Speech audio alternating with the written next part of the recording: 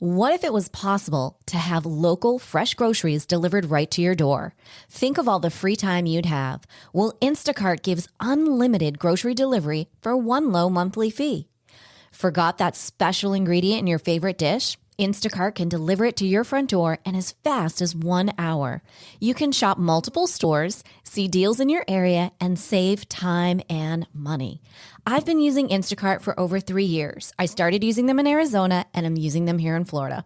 I love the time-saving convenience. They pick the freshest products, and they keep my eggs safe too. To receive your first delivery free, follow the link in the show notes so that Instacart knows that we sent you and to help support the show. Instacart. Never step foot in a grocery store again.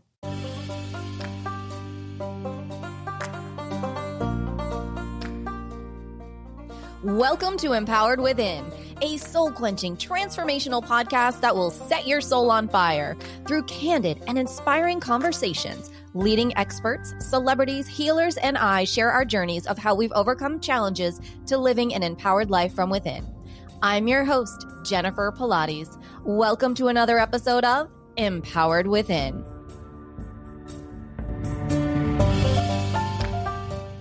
Hi there, and welcome to the show. I am honored to have with us today's guest, Mr. Jason Pike. It has been a long time in the making for this interview, and I'm so excited to dive in with him. Let me tell you a little bit, though. The Army investigated him, arrested him, and tried to break him. Lieutenant Colonel Jason Pike is undoubtedly a soldier against all odds, a national best-selling author and book. He's a combat veteran with over 31 years of service and 9 years of those living overseas. Jason, I'm so excited that you're here today. Thank you so much for coming and bringing all of your incredible, valuable insights to our community today. Yes, Jennifer, I'm happy to be on your show, and thank you for what you do, too. Oh, thank you. We were talking a little bit off air, and I was expressing how I've read the book once a while ago, started rereading it, and Jason commented, the dirty laundry, the sexiness of the book. And I said, wow, I never thought sexy, but he's right on the dirty laundry. So let's dive in and get into some of that dirty laundry and take it back to the time where everyone told you basically the odds were stacked against you. And yet in that moment, that propelled you and really changed your life. Take me back to that day. Yes, it was the first grade. I was only about 7 years old. And it was pretty much I failed English. I failed the first grade. I failed English and writing are my worst subjects, and that remained with me. It still is, even though I'm a national bestseller. I can go figure that one out. But no, I assume that's true. The experts say it's true. Anecdotally, people say, yeah, you ain't right. I understand that. I accept it. I'm going to pretty much do that for the most part. And I pretty much felt that there was no way out. Academics, education are important in life. And I didn't have it. And I didn't have it until even my high school counselor says, you don't have the SAT scores to get into college. And I didn't. And it was not only with anecdotal, but it was with education. It was with testing. I was identified as a problem learner, disabled learner. So that's all pretty much what I expected until I went into the Army at the year. I was 17 years old in between my 11th and 12th grade year of high school is when I joined, because I had failed. I was a little older. And once that happened, things started to change in my mind, a 17-year-old mind. Wow. So how was that when you decided to join the military? Was that like, I feel this is my only option, or did someone say, hey, this is a great option. I think this can really help you moving forward? Yeah, so I didn't feel at that time I had much opportunities in life. There was either going to college, which was pretty much the experts say it's out of the question. And so I thought, well, go to the military, go part-time, be a part-time soldier, National Guard. They used to call that the nasty girls. It was a lower form of military, and it's higher now. But so I said, I'll just go into the National Guard, weekend warrior, drink beer on the weekends, shoot weapons and things, and maybe try to find my way at that age of 17. And I went into basic training in 1983 between my 11th and 12th grade years of high school and pretty much found Jesus on the other side of a stick. I went through a different form of hell. I was one of the worst privates out of the platoon of 40 something, maybe 50 soldiers. They identified me as someone who just couldn't get it right. They sent me to a criminal correctional facility, not because I did anything criminal, but it was like a motivational scared straight program for only 4 hours to get your butt in gear to do the right thing and try to improve yourself or break you. It didn't break me. I stayed in and I stayed strong, but it did a twitch. Once you go into a level of hell, sometimes things change or sometimes things break and they reform.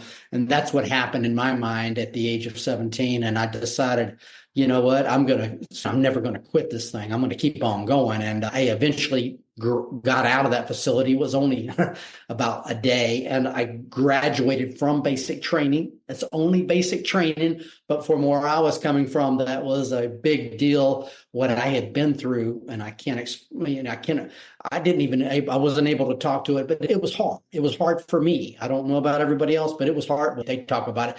And so it twitched me. I said, you know what? I came out of this. I think I can go to college, but they say I can't, but I think I can. I think I can do more than most people think. And that only snapped in me when I was just formed 18. And I couldn't explain it, but I just felt that all the experts and the tests, I think I can challenge all that. I've already been through hell and they don't understand this. And I think that I can go through more.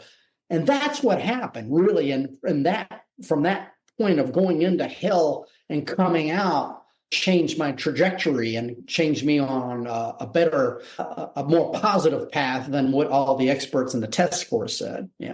Wow, that's amazing. And I know I can speak to growing up in a military family, and it's so funny to hear it, like, because we used to joke, I lived on a military base numerous times, and the weekend warriors, when they come in and you hear about people going through basic training, and I find that back in the day, that was a big deal. That was going through hell for people. The stories that I heard, I thought, oh my gosh, I don't think I would make it a day. And here, not only did you make it through that, but you made it through this other, what was the school called? I went through a criminal correctional facility. Yeah. It was Fort Lawton, Oklahoma. Fort Sill, Lawton is the town. It's Fort Sill, Oklahoma. They don't have it there. They've transferred it over to Fort Leavenworth, but it was for criminals. But there was a drug deal within the sergeant ranks. They had a drug deal to send the worst privates there to try to break them or make them. And it broke a lot of other people. But it was one of those old scared straight programs. You send somebody it was before the internet, before cell phones. I felt at that time I was getting kicked out. I felt that I couldn't adapt, and eventually I would be processed out. But it wasn't any of that. It was just they wanted to beat the hell out of you and see if they could change you. And so that big rocks into small rocks and screamed and yelled at a different level of hell than just basic training. And then once I came out of there, I was all bloodied and beaten up. And I just said, if I can handle this, I can just keep on going. And so that's what happened. And eventually, I made it out of that facility, which was only a day of the basic training. And then I graduated, and I went on to my senior year of high school, and everybody had family, friends, they just saw a different change. And I didn't even understand it. I was only newly formed 18-year-old mind. I knew I'd changed, but I didn't know what the hell I went through. I couldn't even explain what I went through. It was that raw in my mind. Yeah, and that's how I remember growing up hearing about it. Nowadays, I'm not so sure that it's the same, but I don't know because I haven't been. But you're a junior in high school, going into a senior, graduating. So were you at that point going on the weekends? You were doing your weekend warrior? Oh, yeah. Okay. So I was a soldier and a high school senior at the same time. Yeah. That is amazing. And then when did your mindset shift to go, I'm so passionate about this. This is my career. Like, I am a patriot. When did that shift for you and you propel your military career? I'd always been a patriot, but the ability to think I could do more was right after basic training. When I went into my senior year of high school, 18 years old, I said, you know what? I think I can go to college. I got to find a way to do it. And I said, pretty much the high school counselor says, don't even go to college. But the SAT score is pretty, this is your scores. Don't you understand you're not? Yeah, I understand that. But I thought what I went through, I couldn't explain what I went through, but I knew so I said junior college, maybe a less than a 4 year or something where it's a beginner. And I went into a junior college where they could take anybody lame, lazy, or crazy. And I just went in there, put my paperwork in. They said, hey, you're in. It's like, they don't care about your schools or whatever your college. They didn't care about your SAT scores. And then I built myself up from there, and I eventually transferred into a reputable 4-year college in South Carolina. I just felt I had to go everything from the bottom, just like I did. And I says, I'll have to go from the bottom. I'll have to work myself up. And that's what happened. So when I came out, I started thinking, I was processing. I was like, what just happened to me? I don't understand it. So that's what happened. And I said, but I had to be beaten to be able to think that way. I felt. I think that. And then I said, I'm going to college. I don't care about everybody else, is what they say. And it surprised the family, surprised everybody. Pretty much it was like, we don't have a whole lot of hope. I went into junior college. I worked my ass off. I did take John Ritter. He was an actor years ago. He had a tape where there's a will, there's an A. And I told you my educational processing is not that good, but I had to learn how to study. I had to learn how to form what's important, what's not, and how to strategize on classes. And I did that, and I applied that. And I have a chapter in my book called Where There's a Will, There's an A, and how to get an A. And even if you don't, that was getting a college education was a big deal. It wasn't in engineering. It was an agriculture education, something I could understand. But I did get a college education, but it did take me longer, and I did have to work. I was always a soldier at the same time, either with ROTC, it was an ROTC scholarship, or it was with the reserves. And even in that, I must say, like, how incredible from first grade to having basically someone tell you, why don't you just sit down and relax because there's not a lot for you in this world, to suddenly you're graduating high school and you're a soldier. Now you're going to college and you're a soldier. And then you're a soldier. And then you're going overseas. How does that work for you? How did that make you feel? Because that in some ways must have been so powerfully empowering for you. It was incredibly empowering. It was like taking little steps up a ladder, and you just, I've gone past 2-3 rungs. I'm up a little bit more. It's like, whoa. First time I got a girlfriend was when I was a soldier. It's like, because I was more confident to get a girlfriend. It was like, whoa, this is pretty cool. So I just kept on going up that ladder and seeing the positive. It could have been a scholarship from ROTC. It could have been a little extra money, a little extra pay, going up the ranks. And that was empowering, just to go those little baby steps up. And I felt that I felt blessed. I didn't take it for granted at all, because I felt that I was coming from the bottom ladder of life, and anything up is good. And so a lot of those folks who graduate all these good scores and come out, to me, I didn't take it for granted. I felt like I was like very lucky all the time up, and I'm blessed or lucky or just, whoa, this is cool. And I didn't take it for granted. I felt that any time that I could fall down, because I fell down so many times in my life, and I just didn't want to. I wanted to cherish that moment as I walked up that ladder. Yeah, it was cool. Yeah.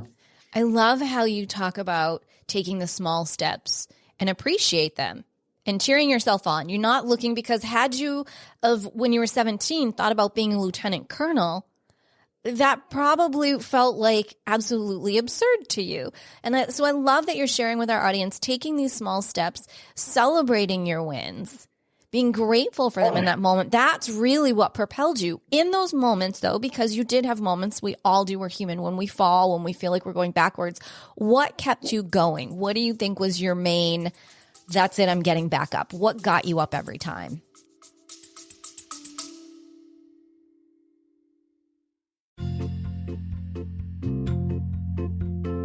Are you ready to lose inches, increase strength, and tone your body from head to toe?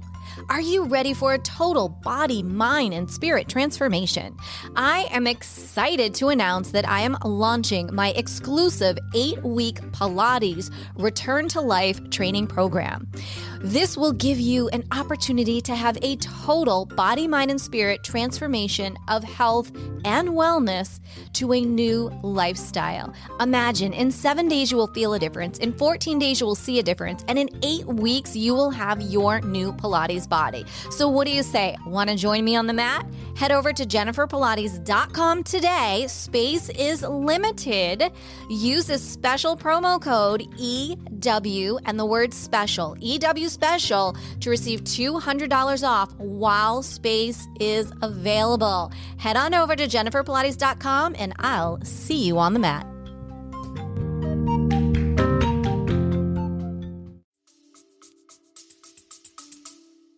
I have to relate back to the worst times of my life. And I would relate back to the being locked up in a criminal correctional facility and being a private, the lowest form of existence, like a worm in soil. And so I could feel I say, oh, I'm better. I could always say that it can't be as bad as that because I'm better now. I've got 2 years of college. That's a lot better than having no years. Or I'm this rank. Now I'm much better than 17-year-old nothing, and with nothing on my shirt, nothing, no little pieces of medals or anything. So I'm better. And it's like I would say, so I think I would look back on the worst, and I think that's what propelled me to go up, because there was always a worse time you could relate to in life. And so I would go and I would form like, it's not as bad as that. I said, yeah. So that's what propelled me. You know? That's amazing. In your book, I love it because, as you say, there are a lot of sexy, naughty aspects, which is really turning the pages. But there's also, I feel like the second time through, I was like, what an incredible tribute to the relationship with your dad. Will you share your moments with your dad in the book with us? Because it was very special. Yeah, the book's called A Soldier Against All Odds. But what thing I had for me was my father. I had a good raising from a good father, which I attribute to him a lot of my survival, a lot of my persistence. He was always somebody who rooted for the underdog. And so he always secretly, even though my mother like always beat my ass all the time, but my father was always secretly like, I believe in you, son. I believe he would quietly say that, not to upset my mother. So there was a yin and yang type of thing going on with mother and father about me and my issues and things. But no, I attribute it to him because he secretly believed in me. And he came from a very white trash, poor environment. In the South, there everybody was type of a poor, but he was a poverty, like an orphan type of just moved around from place to find food. And he didn't really have a family, and he grew up with worms and just like dirt type of poverty. And he became successful in life, but he always said, and son, you always he was just a good father figure. And he always believed, he was a positive character, and he believed in me and a lot of all of his children. And he just thought, what? And he always told stories about, talking about a storyteller, he told stories about his life, and I always wanted him to have a book, but he didn't want to do it. But I said, I'll tell a story for him. And so my mind always goes to him in many ways. So one thing I had in favor was a good father. Most of the things were against the odds and defying the odds, but that's who I attribute to him. And he was a character of his own right, and he deserves his own books, but he's passed away now. Yeah. Yeah. And he too was in the military. So he was in the military. Yeah. He was in the Navy. He served 4 years, and he looked at the military as just a way out of poverty for the most part. He didn't look at it as a career. He did 4 years, but he did attain a very high medal, the highest peacetime medal in the Navy Marine Corps. It's called the Navy Marine Corps Medal. And he attempted, and even his attempt to save someone's life jumping into the ocean, gave him a very high level of an award of bravery, an act of bravery at sea. And so I did 31 years and he did 4 years. And I've only got one medal of those 31 years that is above him. His act of bravery was just a very wicked event. Now, he never talked about it. He didn't even like the military. To him, the military was just a way out of poverty. And when I joined the military, it was, okay, I'm okay with that because you can't get into damn college for some. So he was, yeah, if you can't join the military, if you can't get into college, join the military. And that was his attitude. But if he felt, or if anybody felt that I could join the college, then I would join the college. But I did both. So I surprised a lot of people. I did all kinds of things that surprised him. And he says, one of his greatest sayings and throughout the book is, son, you surprised the hell out of me.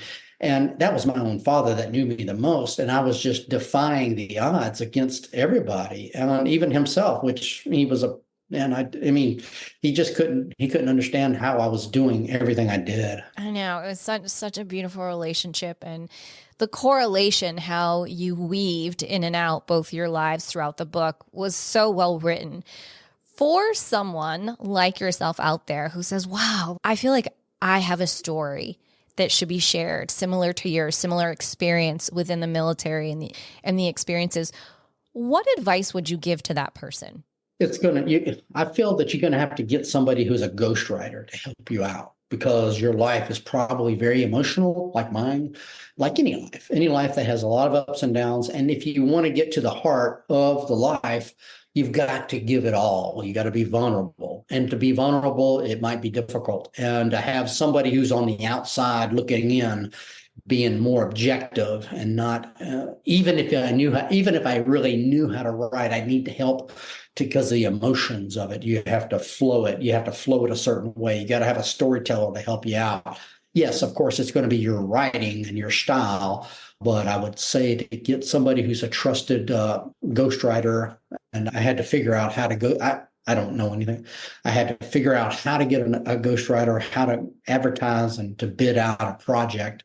And I would say to get help, definitely get help on your story, on your memoir, and to also be vulnerable, to give it out, because that's what people identify with failures and fiascos, which are in my book. And so that's what you want to do. Yeah. I think that's beautiful. And that's also such a tribute when I think back on to the many stories, not even your stories, your journey throughout your book is you're vulnerable. And you're never afraid to ask for help. And you're also never afraid to lend a hand to help someone else. And that brings me to, in your book, you talk about the 5 Ps that you live by. Will you share those with us? So one of the things I told you about was just my processing ability is slow. So I have to compensate in certain areas. 5 Ps are prior planning prevents poor performance. Prior planning prevents poor performance, or PPP. So I would plan out. I would visualize in the future things, what I had to do a year out, 2 years out. And I was using this really as a compensation skill. This is a good life skill anyway, to visualize what you're going to do out and to compensate. If I was in a college semester, I would be thinking, what am I going to do next semester? What classes am I going to take? Who's the school teachers? Whatever it might be. And then I would even think 5 years out, what do I visualize myself being and doing at that time of that goal? And it was I don't know, it came through compensation of my reaction to things quickly. I was really slow on that in many ways, unless I planned and trained for it. So I learned to train my mind and visualize out and plan for the future. It's just something that came with my training, and it also came with just a compensation skill, and I still do that. And I'll put things out on the calendar or things I might want to do, and you can always repeat, and maybe you can fail and just try it again. But prior planning prevents poor performance. So I would plan out or visualize out what I wanted to do down the road. Yeah. I love the 5 Ps. I think they're so great. And something that's easy that we can literally all employ every moment of every day to help us out. So when we think of a lieutenant colonel in the Army and a man who has traveled and shared lots of stories. Good, not bad, but naughty. Interesting, intriguing. There's got to be stress. There's definitely going to be trauma. There's going to be ups, downs, and all arounds. When you look back over your military career, what kept you going? How did you manage stressful times, the trauma times, versus the times that, were good and jovial and you had a good time with your fellow soldiers? Yes, when I got beaten down, and even when I got the worst time in my entire career when I was a lieutenant colonel, and I had been a senior person, very accomplished, and I was beaten down by my own establishment, my own army, my own organization, the leaders in there. I just had some conflicts in personality and territory disputes. And I went into a very deep time where 2007, 2008, 2009, I went into depression. I went into anxiety, and I had to get help. And I was on active duty. This was probably before the time of, it was not a popular thing to do. I keep it secret, but I had to have help. Basically, I went I don't know if you've been into a ghostlighting or a backstabbing event where there's territory and people and you have conflict in organizations. And I was a senior person. A lieutenant colonel would be a senior person in the military. And I just went into a situation where I didn't agree with a lot of things on the job. And I just went in, I got thrown under the bus. And I was accused of espionage against the U.S. government. I went through a federal investigation. I went through informal charges of pedophile, which was totally bullshit, but they tried to get me out. So when you're a senior in the military or the government, it's kind of hard to get you out. You have to have hideous, wicked type of charges, accusations to either transfer the trash, which they could, or to give you a bad evaluation, or to really get you out. It's really difficult to get you out. But there can be accusations about people and their lives, and they can go through hotlines and various things of that nature. And a lot of people asked me during that time when I was the worst time I've ever had in my life. I feel it was worse than any time. I was like, what did you do to piss off these people to do all this stuff to you? And I'm thinking, you know what? I just disagreed with a lot of things in my job and the things that I wanted to do in the part of the job that I was at. And I felt that I was, and they didn't like it. And there's power plays, and there's also politics that are in the government and the military at senior levels as well. And they can also conflict with things, but they don't like beat you. They have different ways of screwing with you. And it could be just false allegations or throwing things through hotlines and using the establishment of what's supposed to be, it could be sexual deviancy, it could be criminal activity, it could be espionage. They can use all these little things to screw with people. And there's games that can be played at a different level that I didn't know about. And that's what happened. And that took me down. It took me into depression and anxiety, and I had to go get professional help. And that was worse than any war. I would rather be shot at physically I've been in Afghanistan. Matter of fact, my shirt here is my soldier in Afghanistan. But I would rather than to have false, wicked accusations be pumped against you. And it was basically as a territorial kind of conflict. And it wasn't even in a war. It was in South Korea. So I'd already been there 3 different times. But and what I did was I went to professional, then I held on to my family. Then I exercised like a crazy man. I went to exercise almost insanely and to process it out. And what I found by accident, that when I did motion and when I went through emotions on emotions, so if I was to cry or get mad while I was running or while I was doing the elliptical at the same time, if you can get those things to converge, I found that there was an emotional vomit that occurred. And I did this by accident. No professional told me about it. But if you were to run or walk or whatever you like to do physically, and then you were to emotionally vomit while you're doing it at the same time and don't stop it, that helped me out a lot. And that helped me. And I did that a lot. That is incredible. What you're describing is a somatic release. It's allowing, right? So it's allowing the emotions at a cellular level that generally get trapped and then become trauma bonds and traumatic situations come out in our body.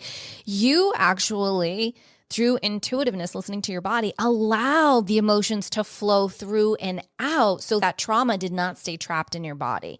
And that is incredible.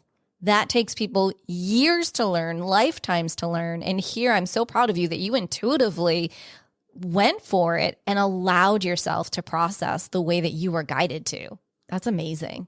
It was like a vomiting. I was like, and after I did it, I didn't even know what the hell I was doing. And I was like, I'll do it again the next day. And then sometimes I would do it and I would be on the elliptical more than I normally would be. And there'd be water running off of it. I'd been crying. And then also, like, it's been an hour. I only wanted to be on here for 30 minutes, but it's been an hour. And it's almost as if my brain just like I lost track, which I don't normally lose track of time. But hey, exercising for an hour compared to 30 minutes is better. And I think, well, okay.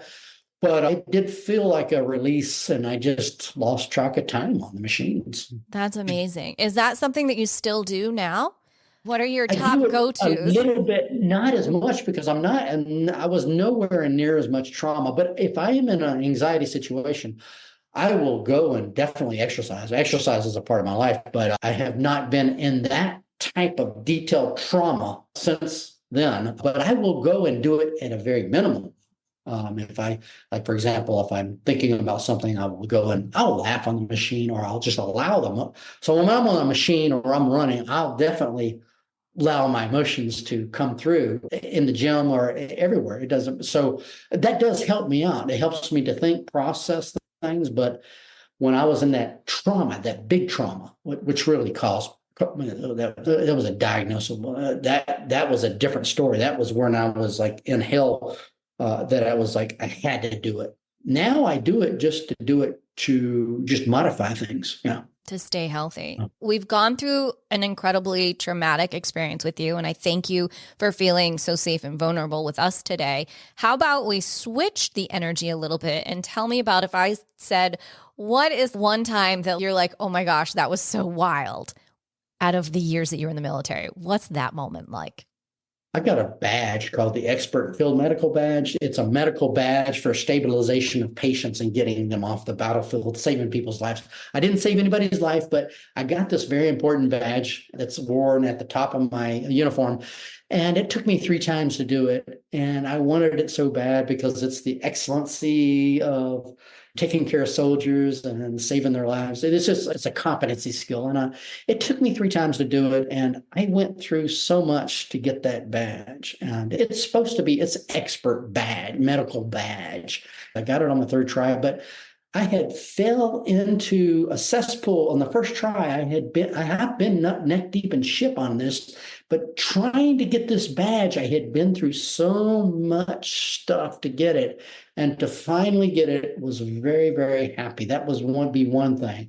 The second thing would be just graduating from college. Graduating from college defied, I had a book at that time, but I didn't write about it. I was in my 20s, but just getting my college degree, and I know most of your listeners out there make better than me on the college entrance scores, just trust me on that one, than I did. And so getting my college degree was like a big deal. So those were 2 big things, just achievements of life, of just defying odds and just working at it and getting it. And yeah, those would be very 2 happy experiences for me. Those are really great, happy experiences. Definitely.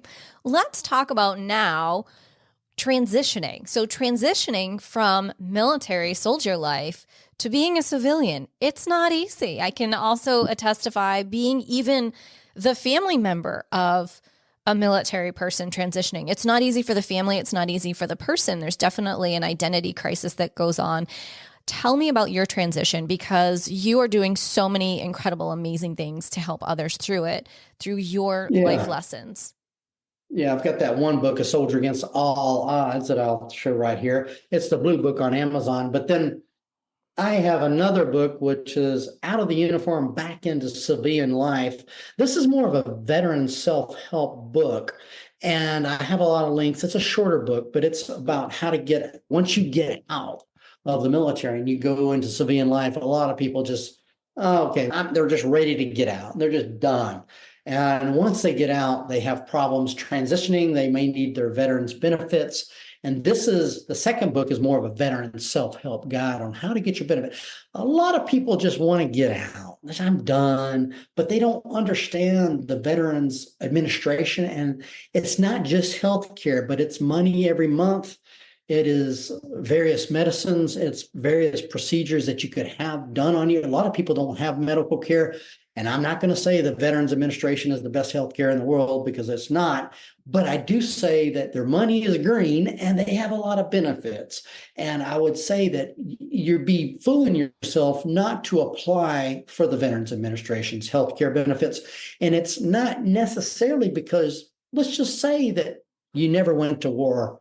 Let's say that you never fired in combat, but you know what? It's not. It's more. You served it. You deserve it. Go and apply for it, because there are second and third order things that you probably don't understand or know about what's going to happen in your future life that will affect you or your family. So I'd say, even if you say, let's assume you think nothing ever happened to me, I'm not hurt. That's fine. Still apply. Go ahead and apply. Get into the system, because we don't know what's going to be second and third order situations that occur later on in your life. It's like investing in the future. You put money into an investment or a mutual fund, but you don't really know, is nothing going to happen maybe, but maybe later on this thing compounds, and that's the way your life is and the way the benefits are. So I'm saying that go ahead and apply regardless of your whatever you might think. And because there's not just healthcare, but there could be clothing allowances to you. There could be mileage to go to the appointments. There could be free medicines. There could be free trips, meaning veterans trips. They give you trips to go on vacation and things of that nature because of you. Maybe you have post-traumatic stress, or maybe they just feel that you need to get away. I'm just saying there's so many things that I found out in here that are just more than just the money every month. And it's more than just the medicine, and it's more than just the healthcare. There are things that could live on past that, and other things, veterans home loans, it goes on and on. It's truly mind-boggling in a way. That's why I had to put it in a book with many links to various things. It's more like to open up your mind to it, and that your veterans benefits could live on past your death in many ways. That's just something to think about. And it's something that I know these veterans out there, I don't deserve this, I don't deserve that, I didn't do anything. It's like, if you served, and you deserve it. And so I think they're fooling themselves to think that they should not apply. Yeah. Absolutely. And I've even seen it into car insurance, home insurance, and it was later in life. My grandfather really didn't take advantage of his VA benefits until he was in his late 80s, early 90s. So Yes. There's no time frame on thinking like, oh, it's been too many years. And there are, like you said, there are so many benefits that no one tells you about. And it's definitely not easy, right? Like you do have to jump through your hoops, but if you take the 5 Ps and you can employ them and they can get your book to help guide them through it, it definitely, especially with where we are in the world today, geez, Louise, if we can save you $5, $10, anything at this point, how is that not worth it? Yeah, just if you got a veterans identification card by applying, that's going to give you 10-20% off at various places. That's just one small benefit. But again, there could be second and third order benefits that you just don't really. It's the largest healthcare organization in the world. I'm going skiing next month in Aspen, Colorado, funded by the Veterans Administration. I do it every year. I've always done it every year. They're doing this because they want people to get out and ski on the slopes. But it's not just skiing. That's called the Veterans Winter Sports Clinic. But it could be it could be the summer sports clinic. If you like golfing, they'll send you to golfing. If you like creative arts, you like to do artistic stuff, they've got so what I'm saying is there's just so many things that if you can't drive a car and you get adapt, maybe I'm 90 years, I'm only 58, but let's just say I'm 90 and I can't drive a car and I need help.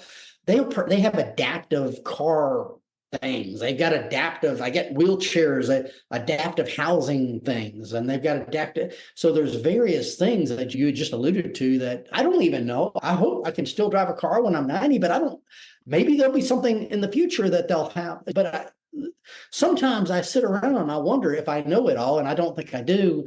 And I don't think any other veteran service officer, because it's such a large thing. And if you can just get represented by a veteran service officer, get my book, check that out, give you a good introduction in a very plain language, a very easy language to understand, which I like to write to the lowest level because I feel like sometimes I'm at the lowest level. And so to get that communication out there and to give the information to you.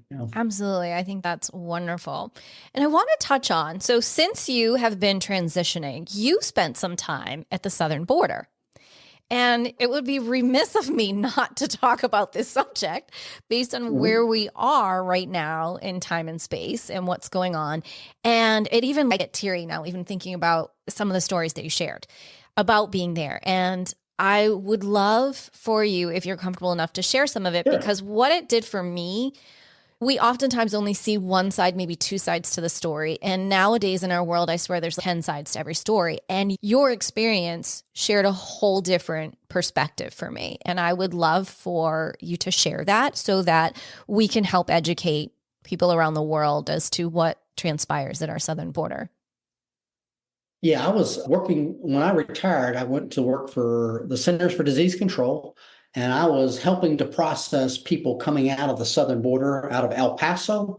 I was specifically located at Fort Bliss, Texas, and that's near where the border's at. And so they would come across the border. But by the time they got to us, my job was to do medical processing. In other words, make sure their vaccinations were up to date, lice, problems with their medical care. And they had a lot of problems medically by the time they hit the border. And it's not just vaccinations, it could be lice or bugs or what have you. And these were children. They were only children. They were probably between the ages of 10 and 17, 18. But by the time they got to us, they had been through so much hell. Most of them are not Mexicans. They're either Nicaraguans, Hondurans, or from Colombia or other places. They're not from, actually, most of them are not from Mexico. They're from other places in Central America. And then by the time they got to us, a lot of the kids, they were really filthy. They had lice, they had parasites in them. They had been either raped or abused along the way multiple times just to get to the border.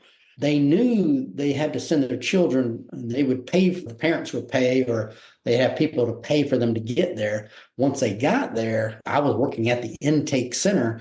And so we would intake and it was an entire, like a military, it's kind of like a military base within a military base where I was only with medical, but they had folks with physical problems they might have or ailments. I was more with the vaccinations and the public health. And then they had psychological. That was a huge organization. And then they had the caseworker associates. They would farm them once they got through. The process was to try to get them a little bit healthy, get their vaccinations, and then find them a friend or a family member to send them off to. And they would be coming in through by the busloads. And so we had a dormitory with the girls and the boys, and they had the food, but they were watched all the time to make sure they're safe. And this was, I don't know if it's probably still occurring, but it had been going on for years, and it went on for years. And I was only there for about 1 month, but I got to see a lot of sad cases come through. You could see they've been abused and neglected and things along the way just to get to where they're at. Barefoot and abused. And then we give them clothing. We'd give them the clothing and the medical care so they would get straightened on out. And they were hungry. They were hungry kids, and they thought food, like a piece of fruit, was like something to steal. And we had fruit everywhere. We had food everywhere. We said, you don't need to steal this food when you see it. This is for you, but you don't need to steal it because while you're here, you're going to be taken care of. But that's what they're used to doing. If they see something, and they're going to take it because they think they might not have it again. But I feel that when I was looking at them like an alien creature coming in, and they were probably looking at me like I was some sort of an alien creature they'd never seen before. But that was an enlightenment time that the folks were just trying to get to the United States for whatever reasons they need to get there. Yeah, it's just so powerful. What is your thoughts on what you saw versus what you hear about what's going on now? Because I appreciated your story because we haven't heard anything about children. Now we're seeing everything but children and women. And so what's your perspective on where we're at now? I think the border is, I'm in Texas right now. I've been in Texas for about 9 years but I think it's really out of control personally. I think it's just being the floodgates have been coming through big time. I think it's just a lot of people coming through. I hear reports now from people coming out of China and various other countries outside of Espanol or the Spanish language. And I think something's going on. It appears that it's just too much. We've always had migrants coming through. That's been a illegal or illegal, whatever. They've always been coming through. But I think they're coming through at such a level that we just can't handle them. And I know in the state of Texas, we're shipping them off and either by airplane or by bus because it's just too much to handle. I think most of them really, from what I saw, most of them want to work. Even if they're 14 years old, they want to work. All they want to do is work and send money back to their families for the most part. And they will sleep in a trailer with 10, 20 people. They don't care as long as they can work. That's the big thing. So they do want to work. So I do think there's a need for them because a lot of folks in America don't want to work. So on one hand, we got to have people to do the menial labor and all the things that we don't want to do. But then again, there has to be a balance too. I think right now they're just coming at too much speed. It's too much. And they probably need to maybe somehow filter it out. But that's what I saw. I saw their desire to, on the positive side, man, all they want to do is work and take care of their family back home, even their mother and father, whatever they have. But on the other hand, it's just too much that's coming through. What do we do? Is there a happy medium, do you think? Because while we get it, right, we don't want to see anyone suffering anywhere around the world. But at the same time, there's definitely been this like topsy-turvy moment that's happening here in America where we look around and now maybe there's a lot of people who aren't so friendly, who are looking more, I just want to take care of my family. How do I take care of you? Or go back to even the basic comment of, we have so many homeless veterans here. We have so many veterans that need to be taken care of, and we're not taking care of our own. Where do we find a happy medium? What do we do with this? I think I would somehow go back to some sort of in the past of how we filtered them out in the past and whatever techniques the border has and the immigration has to filter them out at a higher level of standard than what we're doing now. Then it seems to be they're just coming through very more easier.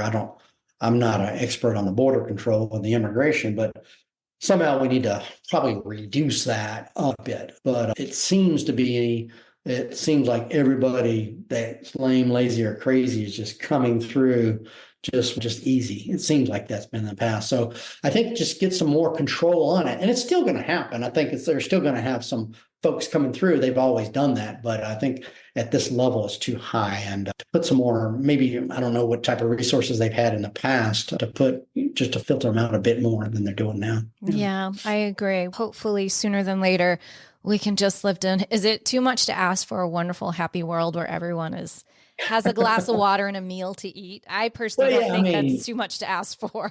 Yeah, I tell you what, they hear if their friends go through, they're going to talk and they're going to say they went through here and went through there. Maybe I only have to be raped or robbed a few times to get there. But if I get there and they're letting me through, they're living over here making whatever, $10 an hour, sending money back, which is a lot of money. The word spreads, and there are no dummies down in Colombia or wherever they're Venezuela. The word spreads. Can you get through that border? Can you get through it? Yeah, you can. You have to go through here, pay this, pay that. But if they can't, if they feel that if they can't get through that border, the word's going to spread somehow. And I think it's just filtering them out. And those folks on the street, they talk to each other really, really rapidly. They've got cell phones, they got texts and things. But no, it's a tough deal. It's tough. It definitely is. It definitely is. Bringing it back to your book, A Soldier Against Odds, you have a lot of wonderful organizations that you are supporting through your book. And I would love for you to share that and where all the proceeds from your book are going. Yeah, all my proceeds, I've been donating for years all the proceeds go to nonprofits, veterans nonprofits, such as the Disabled American Veterans. It's a national organization. And in South Carolina, I have the Upstate Warrior Solution. South Carolina is for Upstate Warrior Solutions. So those are the two main ones. There's a little bit of other nonprofits that I give to that are veterans, but those are the two main ones. And I've been doing that for years, and I participate in a lot of their activities. So in my book, which is going about out of the uniform back into civilian life, one of the things a veteran really needs to do is get with a nonprofit, a service organization, to get their stuff in. The veteran service officer will help you. It's like your tax man. You give your tax woman, your tax man the tax documents, and they're the experts to get you the best tax advantage of your whatever. So when you go to the veterans, when you're transitioning out, you go to a veteran service organization and you give them your documents. And a veteran service a man, a woman, they will help you get the best rating that you're possibly given. They'll also show you all the benefits of the organizations or the VA as well. So that's where I give my money back to, is to the VA and to other veterans nonprofits activities. I've been doing that for years, and I'm a big supporter of them, and I've used their system as well. I think that's wonderful. And on behalf of every military person in my family, I say thank you, because it's definitely much needed. I hope that our world can come to a place where we do take better care of our veterans, and that we no longer see veterans on the streets, and that we have a place for every person who has stood up to fight for our rights of freedom.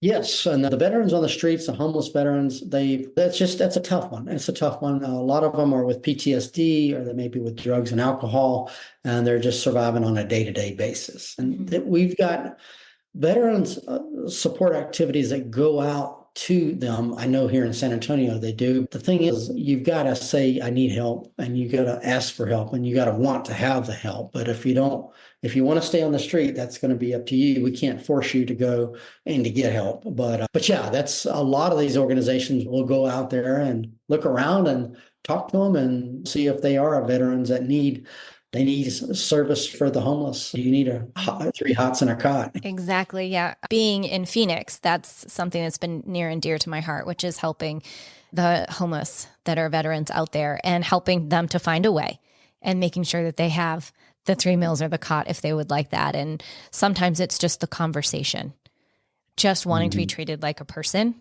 And that in and of itself really helps to give them that moment of clarity, of maybe that they can feel that they can ask for the help that they truly deserve. Yeah. Just feeling like you're a person. They used to be a real person in the military, and now they're on the streets and they don't feel real. And that conversation will help them out. It might connect them to actually get some help. Yeah, absolutely. We are about to close out the show. This has been so amazing. Jason, will you share one piece of inspiration to take us on our journey today?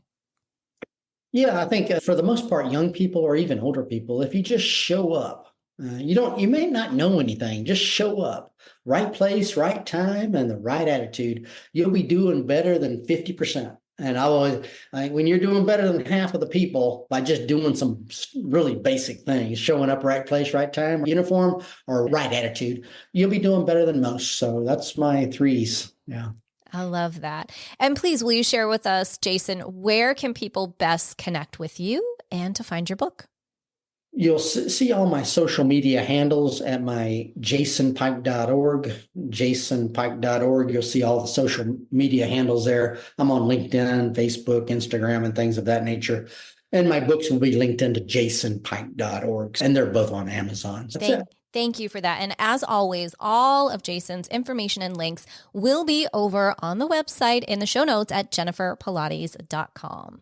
Jason, thank you so much for sharing your book, your journey. You're such an inspiration to all of us to keep going and to live by the 5 Ps. Thank you so much for being here today. And as we say, until next time, may you live an empowered life from within.